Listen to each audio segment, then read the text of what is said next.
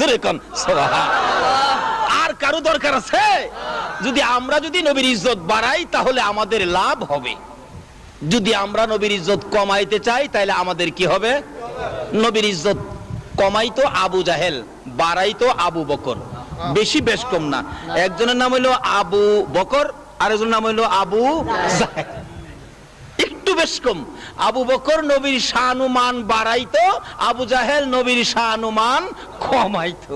এই জন্য আবু জাহেলের দাম আর আবু বকরের দাম বলুন তো এক দাম হবে? এই যারা নবীর দাম কমাইতে চাও মক্কার ইতিহাস খুইলা দেখো, যারা নবীর দাম বাড়াইতো আজকে আবু বকর নবীর পাশের বিছানায় ঘুমাইছে, আর আবু জাহেল নবীর দাম কমাইতো তার বাড়িতে 700 পায়খানা বাইন্ধা রাখছে। এর চেয়ে বাস্তবতা আর কি দেখাইতাম বলুন তো? আপনারা কি এখন নবীর দাম বাড়াইবেন না কমাইবেন?